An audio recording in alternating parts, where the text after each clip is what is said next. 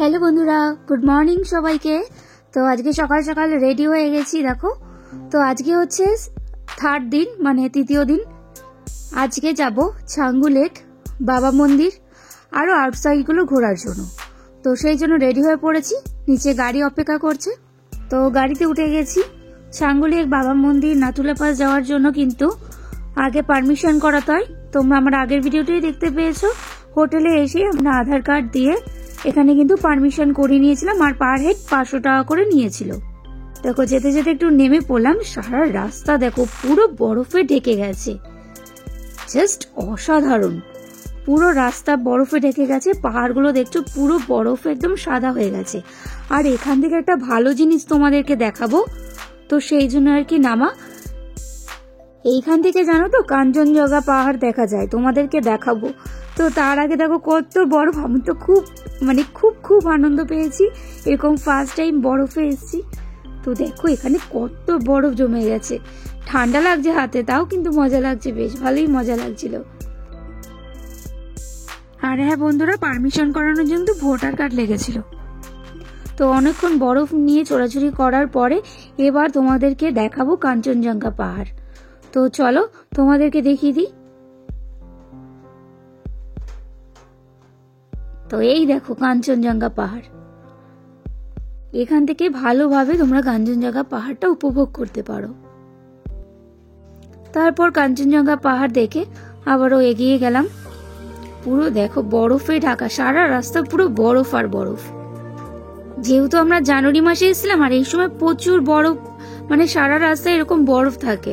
তোমরা যদি কেউ আসতে চাও তাহলে কিন্তু জানুয়ারি মাসে এসো। আমরা 2 তারিখে এসেছিলাম, 2 তারিখ অনেক রাত হয়ে গেছিল।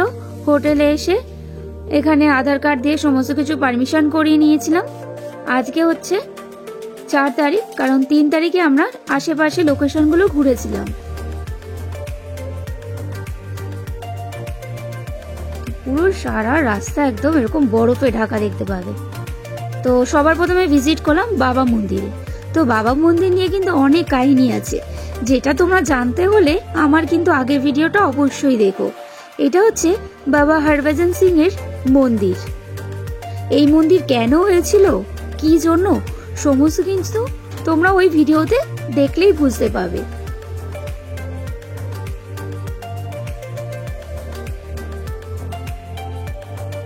তো এরপর চলে এলাম বাবা মন্দিরে একদম পাশেই। এখানে আমার বাবা ভোলেনাথ আছেন। তো এখানে দেখো ঝর্ণা জলটা পুরো একদম বরফ হয়ে গেছে, আর এই হচ্ছে আমার বাবা ভোলেনাথ। তো এই সিঁড়িতে উঠে ওই বাবা ভোলেনাথের কাছে যাব। এই সিঁড়িতে উঠতে একটু অনেকটাই কষ্ট হয়েছিল। তো যাই হোক, বাবা ভোলেনাথ যেখানে আছে কষ্ট কিসের। তো তোমরা কিন্তু এলে অবশ্যই বাবার দর্শন কিন্তু করো।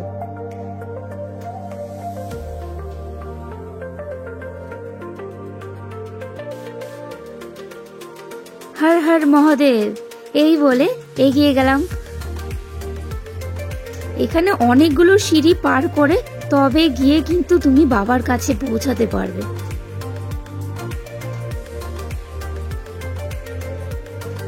এই হচ্ছে আমাদের মহাদেব ভোলে বাবা। জয় শিব শম্ভু। তো নিচে নামার আগেই এই দেখো রাস্তাটা একদম জাস্ট অসাধারণ লাগছে। এরকম দৃশ্য কার না ভালো লাগে। তো তারপর আবার এগিয়ে গেলাম। এবার আমাদের নেক্সট গন্তব্য থাকবে নাথুলা পাস। ওখানে যাব। ওখানে ভারত আর চীনের বর্ডার রয়েছে। তো চলো তোমাদেরকে ওখানেও দেখিয়ে দিই। তো চলে এসেছি নাথুলা পাসে। এখানে গাড়ি প্রায় আধ ঘন্টা দাঁড়াবে বলেছিল, তো আমাদের প্রায় 45 মিনিটের মতো সময় লেগে গেছিল। ঠিক এখান থেকে পার হতে হবে। আর এখান থেকে ওঠার সময় কিন্তু অনেকটাই শ্বাসকষ্ট হয়েছিল। তোমরা যদি কেউ যাও তাহলে কিন্তু অক্সিজেন নিয়ে যেও, আর না হলে কিন্তু সাথে কর্পূর নিয়ে যেও, কারণ এর উপরে উঠতে অনেকটাই কষ্ট হয়। আর যাদের শ্বাসকষ্টের প্রবলেম আছে তাদের কিন্তু আরো কষ্ট হবে। আমরা নিয়ে গেছিলাম সাথে করে কর্পূর। কর্পূরের গন্ধ শুকতে শুকতে ওপরে আমরা উঠে যাই। এই সিঁড়ি দিয়ে ওঠা কিন্তু অনেক কষ্ট। তো অনেকটা কষ্ট পার করে ফাইনালি ওপরে চলে এলাম।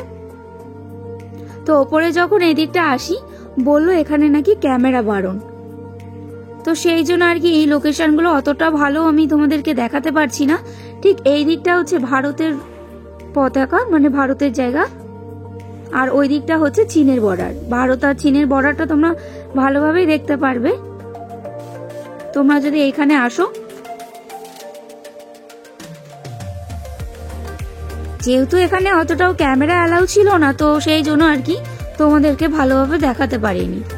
ঠিক এই দিকটা দেখতে পাচ্ছ, এখানে পতাকা রয়েছে, ইন্ডিয়ার পতাকা, আর ওই দিকটা হচ্ছে চীনের পতাকা, ভারত আর চীনের বর্ডার। আর এখান থেকে রাস্তাটা দেখো, জাস্ট অসাধারণ। তো এরপর আমাদের নেক্সট গন্তব্য থাকবে ছাঙ্গু লেক। তো চলো, তো চলে এলাম ছাঙ্গু লেকে। আর এখানে এসে তো প্রচুর কুয়াশা হয়ে গেছিল, আর বরফে দেখো পুরো বরফে ঢেকে গেছে। তো তোমাদেরকে আমি লেকটা দেখাই, লেকটা দেখলে তোমরা অবাক হয়ে যাবে। দেখো লেকের জল পুরো বরফে সাদা হয়ে গেছে। আমরা যখন এখানে এসে পৌঁছাই অনেকটা বিকেল বিকেল হয়ে গেছিল, তো প্রচুর কুয়াশা পড়েছিল, সেই জন্য আর কি রোপওয়েতে আমাদের ওঠা হয়নি। এখানে কিন্তু এসে তোমরা রোপওয়ে চড়তে পারো, যেহেতু অনেকটাই কুয়াশা একদম ঢাকা, তো সেই জন্য আর কি আমরা চড়িনি। আর এখানেও কিন্তু কর্পূরের গন্ধ তোমরা শুকবে, কারণ কিন্তু তোমাদের প্রচুর কিন্তু শ্বাসকষ্টের প্রবলেম হতে পারে, তো সেই জন্য আর কি কর্পূরের গন্ধ শুকতে শুকতে এগিয়ে এসছি। চলো তোমাদের লেকটা ভালোভাবে দেখায়। দেখো পুরো লেকের জলটা পুরো সাদা, পুরো বরফে ঢাকা।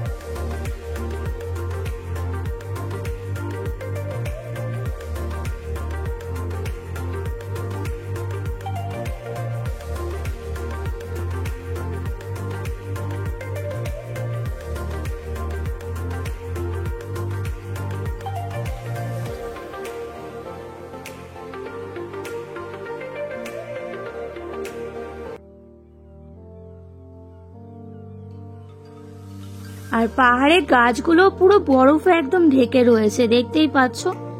তো আমি একটুখানি বরফ নিয়ে ঢং করে নিলাম। আর জায়গাটা হেভি কষ্ট হচ্ছিল, প্রচুর ঠান্ডা, ঠান্ডায় হাত মুখ পুরো লাল হয়ে গেছিল, মানে অবস্থা প্রচন্ড খারাপ হয়ে গেছিল। আর আমি ভিডিও করার জন্য হাতে গ্লাভস পর্যন্ত খুলে দিয়েছিলাম, এক হাতে গ্লাভস পরেছিলাম আর এক হাতে গ্লাভস আমার খুলে রেখেছিলাম, সেই জন্য আরো কষ্ট হচ্ছিল।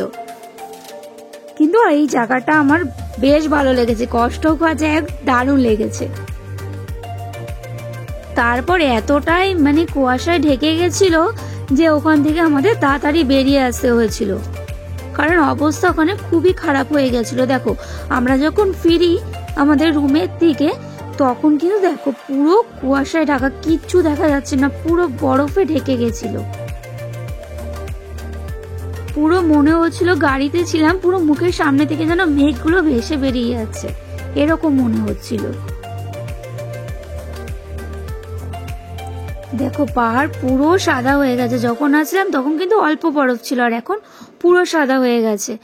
আর যেতে যেতে একটা সুন্দর ব্রিজে আমরা নেমে পড়লাম, এখানে কিছু ফটো আর ভিডিও করার জন্য। দেখো জায়গাটা দেখো, পুরো জলটা দেখো, জাস্ট চলো তোমাদেরকে দেখিয়ে দিই। আর এখানে তো পুরো বরফে একদম ঢেকে গেছে, দেখো জায়গাটা দেখো, জলের স্রোতটা দেখো শুধু। এই জায়গাটা আমার ভীষণ ভালো লেগেছে।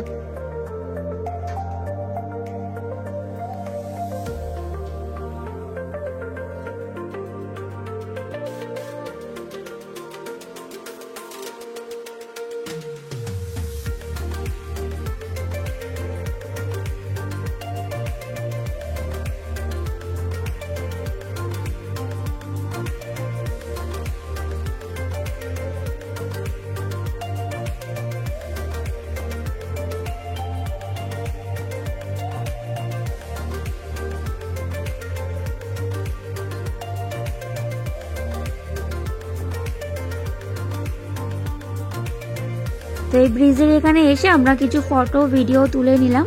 দেখো পুরো পাহাড় একদম সাদা হয়ে গেছে, পুরো বরফে।